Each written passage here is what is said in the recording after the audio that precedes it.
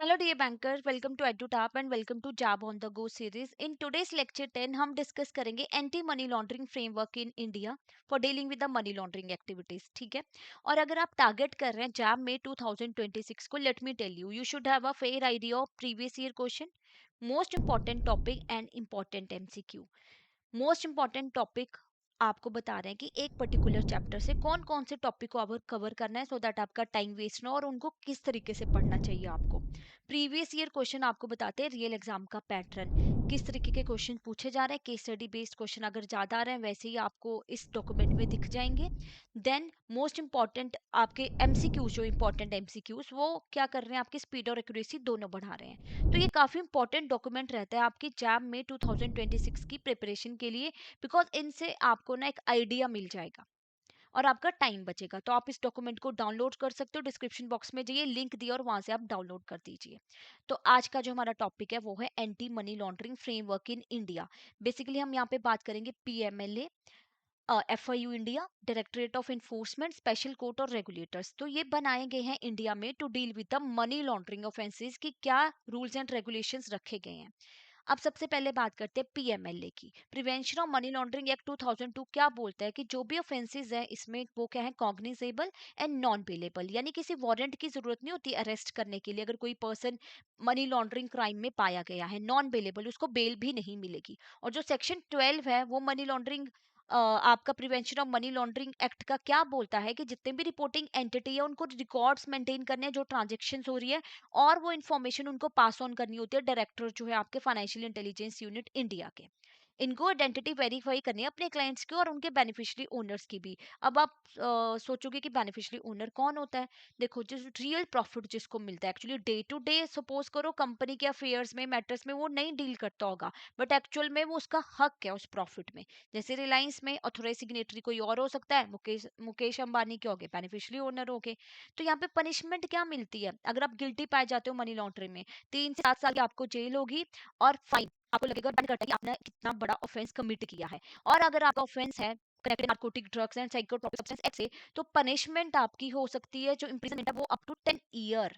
यानी कोई ना रेस्टोरेंट बिजनेस चलाता है ना, बट वो दिखाने के लिए चला रहा है, एक्चुअल में ड्रग्स वगैरह सेल करते हैं। तो अगर वो गिल्टी पाया जाता है और पता चल जाता है, और उसको जेल कितने साल की होगी, 10 साल की होगी, क्योंकि वो ड्रग्स वगैरह सेल कर रहा था। ऑब्जेक्टिव क्या है पीएमएलए का, हम प्रिवेंट कर रहे हैं criminal elements from using the financial system for money laundering activities. ठीक है, कि क्रिमिनल एलिमेंट हमारा यूज ना करे फाइनेंशियल सिस्टम का मनी लॉन्ड्रिंग एक्टिविटी के लिए। हम चाहते हैं कि हमारी सोसाइटी में क्रिमिनल एक्टिविटी ना बढ़े, और हमने सेफ गार्ड इकोनॉमी को फाइनेंशियल क्राइम से, कि फाइनेंशियल क्राइम्स ना बढ़े हमारी इकोनॉमी में, और टेररिस्ट को एक्सेस ना मिले अननेसेसरली फाइनेंशियल रिसोर्सेज का, क्योंकि मनी लॉन्ड्रिंग और टेररिस्ट फाइनेंसिंग एक दूसरे के साथ कनेक्टेड है। तो बैंक में इनके अकाउंट ना ओपन हो, इसलिए सिस्टम अलर्ट रहेगा। ये ऑब्जेक्टिव है पीएमएलए का। अब फाइनेंशियल इंटेलिजेंस यूनिट इंडिया, देखो ये हमारा unit Indian government department of revenue का पार्ट है हमारा। ठीक है, मिनिस्ट्री ऑफ फाइनेंस का। ये क्या करता है, फाइनेंशियल इंटेलिजेंस गैदर करना है बेसिकली। इन्होंने जो भी मनी लॉन्ड्रिंग ऑफेंसेस हमारे पीएमएलए एक्ट में पाए गए हैं, इनकी रिस्पॉन्सिबिलिटी क्या होती है, जो इनको सस्पिशियस ट्रांजेक्शन रिपोर्टिंग रिसीव हो रहे हैं ना बैंक के द्वारा, उनको एनालाइज करेंगे। ठीक है, और अगर इनको लगता है कि लिटरली ये चीज हुई है, सस्पिशन क्रिएट हुआ है, और इनको लगता है कि इनको ईडी के साथ इन्फॉर्मेशन शेयर करनी चाहिए, तो आगे वो इंपॉर्टेंट फाइनेंशियल इन्फॉर्मेशन शेयर कर देते हैं एनफोर्समेंट एजेंसी के साथ। ओके, ये इनका काम होता है बेसिकली। रिपोर्टिंग रिसीव होती है, उसको एनालाइज करते हैं, उससे इंपॉर्टेंट इन्फॉर्मेशन गैदर करते हैं और एनफोर्समेंट डायरेक्टरेट के साथ शेयर कर देंगे। नेक्स्ट, एनफोर्समेंट डायरेक्टरेट यानी ईडी का क्या काम होता है। देखो, ये भी लॉ एनफोर्समेंट एजेंसी है हमारी, इकोनॉमिक इंटेलिजेंस जो रिस्पॉन्सिबल है enforcing economic law and fighting economic crime in India. जैसे हम आए दिन सुनते हैं कि ईडी की रेड पड़ेगी, क्यों? क्योंकि जब हमें पता चलता है कि इस पर्सन ने ब्राइब ली है, करप्शन में ये क्या पाया गया, गिल्टी पाया गया, मनी लॉन्ड्रिंग जैसी एक्टिविटीज हो रही हैं, तो इनका काम क्या होता है, उनको अरेस्ट करना। ठीक है, जो फाइनेंशियल इंटेलिजेंस यूनिट ने इनके साथ रिपोर्टिंग शेयर की, उसके साथ वो आगे ये स्टेप लेते हैं। तो ये भी department of revenue ministry of finance के अंडर हमारा आता है, और इनको पावर मिलती है फैम से, पे कैमल एक्ट से, कि ये स्टेप्स ये ले सके।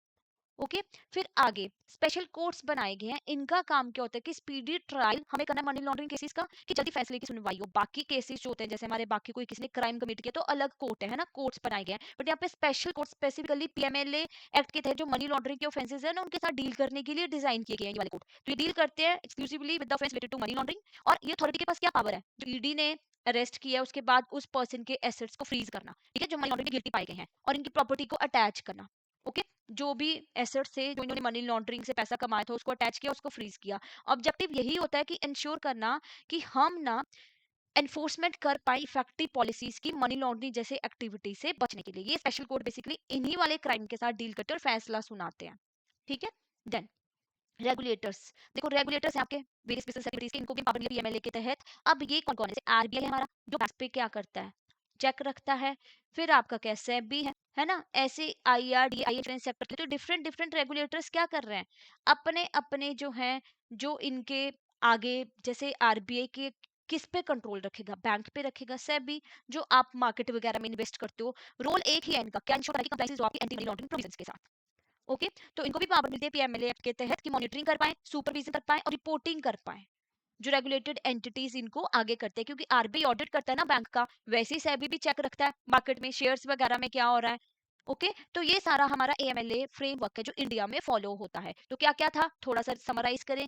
पीएमएलए एक्ट है आपका, फाइनेंशियल इंटेलिजेंस यूनिट इंडिया है, एनफोर्समेंट डायरेक्टरेट है, फिर आपके स्पेशल कोर्ट्स बनाए गए, देन योर रेगुलेटर्स। अब इसके ऊपर क्वेश्चन डिस्कस कर लेते हैं।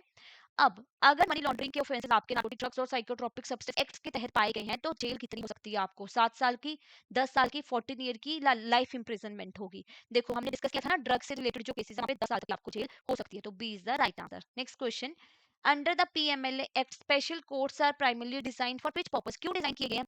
क्या रजिस्ट्रेशन करनी, रिपोर्टिंग एंटिटी की इन्वेस्टिगेशन करनी है शेड्यूल ऑफेंस की, या केसेस जो भी है मनी लॉन्ड्रिंग से रिलेटेड उनके लिए फैसला सुनाना है, या इशू करने एमएलए गाइडलाइन? तो ऑब्वियसली जो मनी लॉन्ड्रिंग क्राइम्स है उनके रिगार्डिंग फैसला सुनाएंगे ना, एसेट्स वगैरह फ्रीज करेंगे। तो C is the right answer. तो here I would like to tell you, आपको जॉब की प्रिपरेशन करने का भी बहुत ही अच्छा टाइम है। आप अपनी प्रिपरेशन बहुत अच्छे से कर सकते हो, आप सेल्फ प्रिपरेशन भी कर सकते हो इफ यू थिंक। बट अगर आपको एक कोर्स की रिक्वायरमेंट पड़ती है, तो लेट मी टेल यू, आप हमारे कोर्सेज को एक्सेस कर सकते हो। कोर्सेज में जाके ना आपको जॉब कोर्सेज पे क्लिक करना होता है। जैसे आप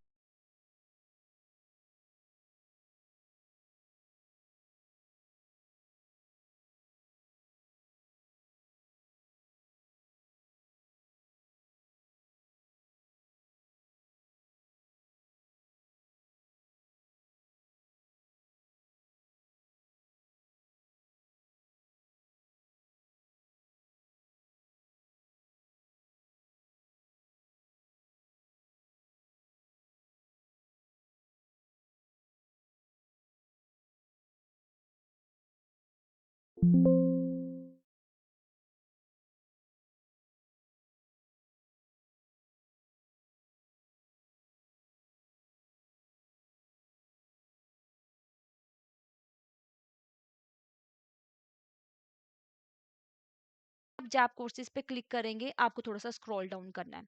आपको यहाँ पे कंप्लीट मास्टर कोर्स विजिबल होगा, जिस पे आपको फ्लैट 75% ऑफ मिल रहा है। वीक 75 कोड आपने यूज करना है।